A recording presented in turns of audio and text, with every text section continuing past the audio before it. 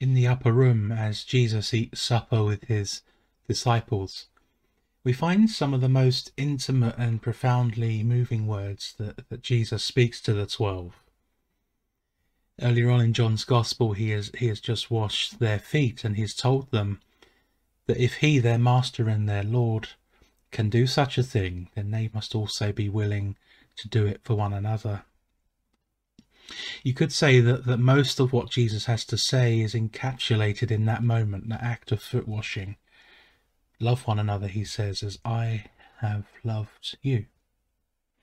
It's a kind of visual example of what love actually means, that it's no longer just an abstract idea or even a fuzzy feeling, but a lived out determination to serve, to do what blesses others, to be willing to put ourselves in that place of humility. Jesus comes from his high position, their master and their Lord, and he washes their feet. All those rules of propriety and decorum are broken, and now Jesus behaves in this humiliating fashion because he loves them. And that's what love looks like. And so now we come to John 15, later that same evening, and Jesus has some more things to say about love. And his desire at this point is to have these 12 remain in his love, as he puts it, abide in his love. And the way that they are to do that abiding in love is to obey his commands. And that all sounds a little bit authoritarian to our ears these days. I love you, Jesus says, but you must do what I say. Or, I love you, but you have to obey my commands. And for me, that's why we have to keep this foot washing story in the front of our minds as we hear these kinds of teachings. Because Jesus isn't like some kind of rogue boss that cracks the whip and his underlings have to do what he says. He isn't saying, I love you, but so long as you follow my commands. But he is rather inviting them into a certain kind of relationship. And that relationship is defined by the word that we're going to reflect on today together. And it's a word that is at once immensely comforting and immensely challenging. And that word is friends. Because love and friendship go hand in hand. We tend to shrink down both of those words in our time, at least. Love becomes a kind of emotional state that can come and can go. Friendship, it becomes something like a temporary arrangement, a kind of mutually beneficial agreement. But both of those words are much richer and deeper than that, and both require one another to exist healthily. And here we have Jesus talking to his disciples who for such a long time have called him things like teacher, master, Lord. And those words speak of a certain kind of relationship.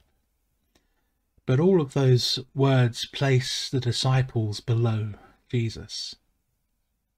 But now they're in this room around the table, and Jesus has many important things to tell them. But in this chapter we hear again one of the most important things. He says this, I do not call you servants any longer, because the servant doesn't know what the master is doing. But I have called you friends. I have called you friends. Perhaps we might miss the importance of these words that Jesus has spoken. Jesus, who is Word made flesh, who is the perfect representation of God, calls these 12, including one who was going to betray him, friends. He is so far above them, yet he calls them his friends. That's unheard of. Just think about the world in which Jesus lived. Just think about the day and the time that he was saying these words. The most dominant power at that time was Rome. And at the head of that dominant power was a figure called the emperor. And imagine the emperor at the top of this great hierarchy of power. And my question is, does the emperor have friends? No, he can't. Who could be his friend? Who could be the friend of one who is the most powerful and most important person in the world? Because to be a friend is to place yourself alongside someone else. To be a friend is to open yourself to the influence of another, to be willing to be challenged and comforted. And as Jesus shows us, to be even willing to be betrayed and rejected. To be a friend is to make yourself vulnerable to others. And can you imagine any emperor doing that? In that position, you have no peers. But here we find Jesus, the one whom the Bible tells us is above emperors, above rulers and powers and titles and status. And yet here he is, the Lord of the universe, calling these misfits, these former fishermen and tax collectors, his friends. So how does that make any sense? Well, it makes sense because that's what love looks like. And it makes sense even more profoundly, perhaps, because that's what God has wanted from the very beginning.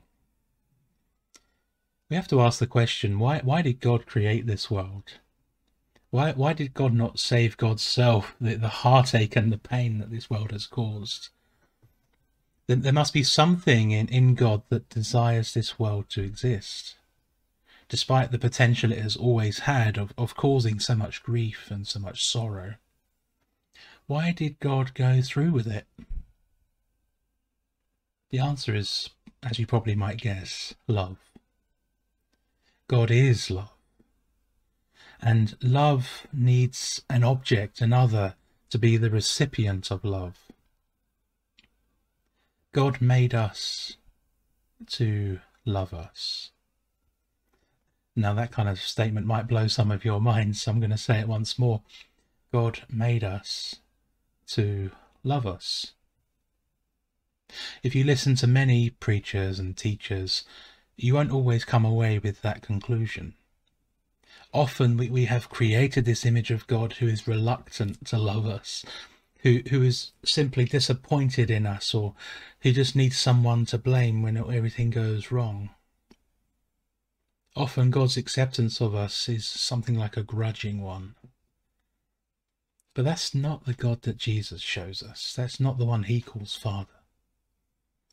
The God that Jesus shows us has always loved us. And from the very beginning, he has desired nothing else but to be with us and to have us be with him. And so here Jesus uses a daring word, a profoundly important word to describe this desire of God. Friends. God wants to be our friend. And to our ears that might sound a little bit weak. It might sound a little bit small. But only because our understanding of friendship is so small these days. Jesus has highlighted what friendship means in this chapter.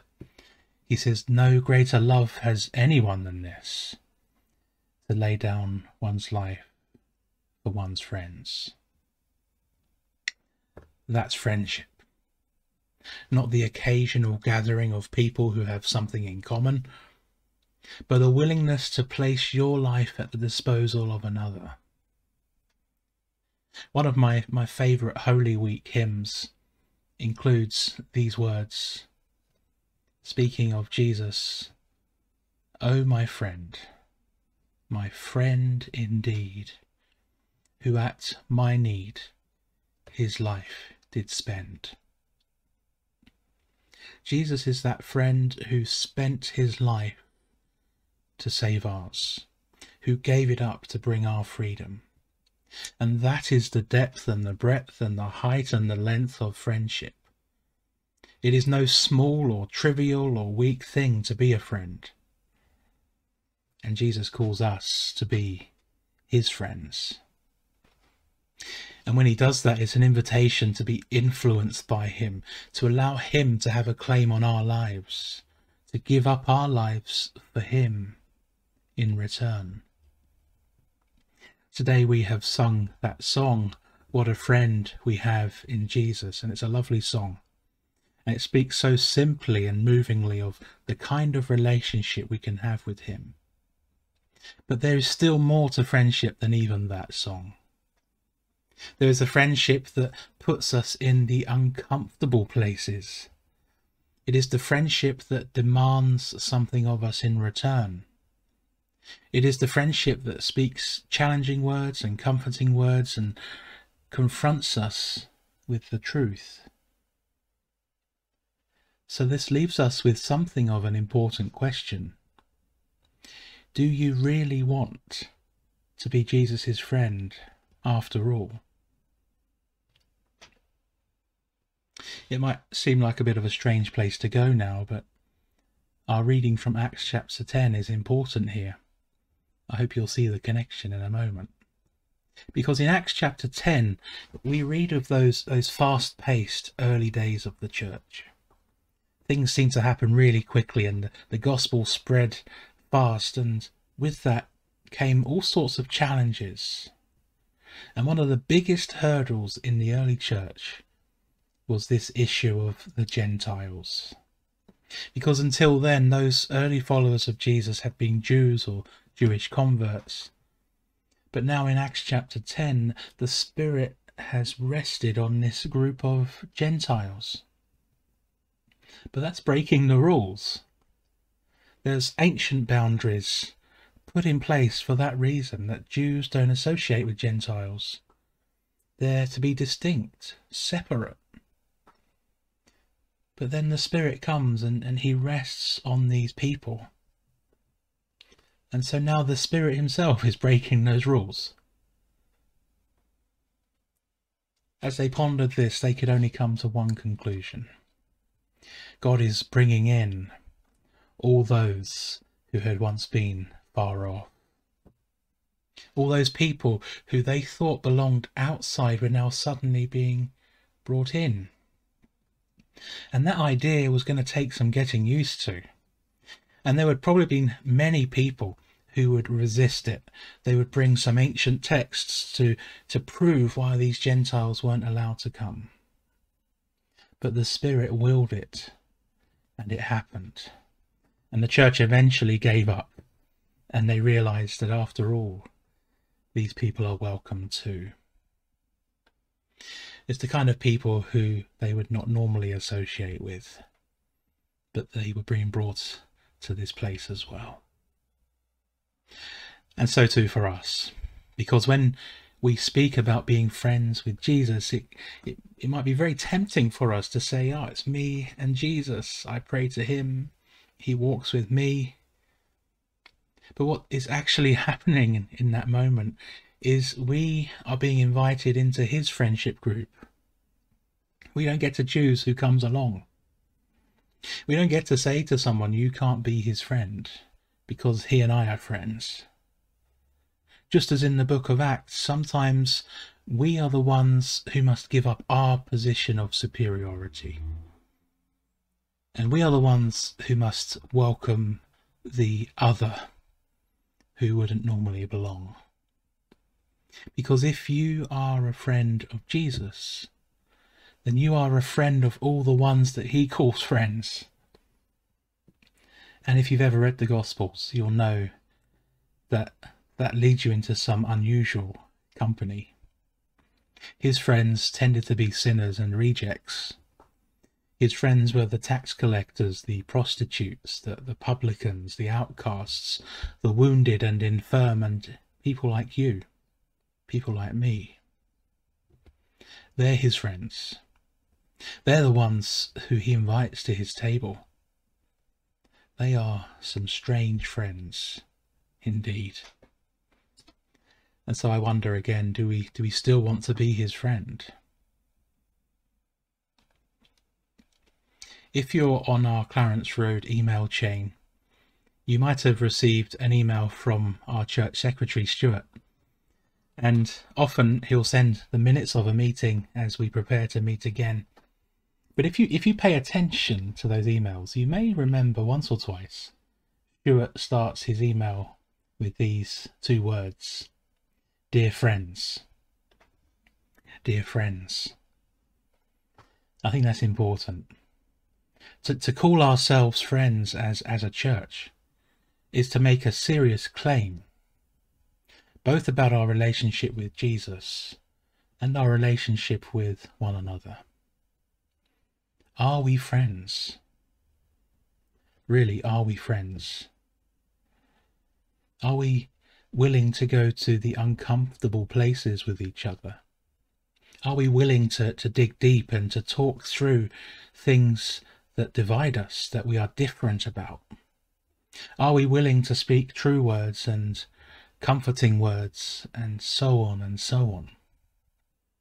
Are we the kind of friends who realize we don't get to decide who Jesus calls friend?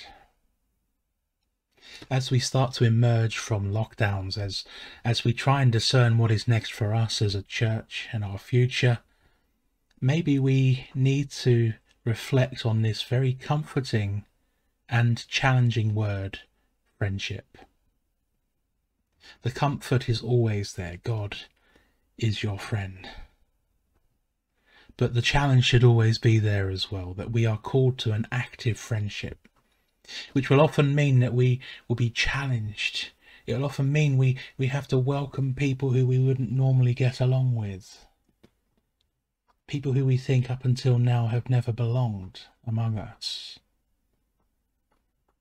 And so I'm going to leave you with that question.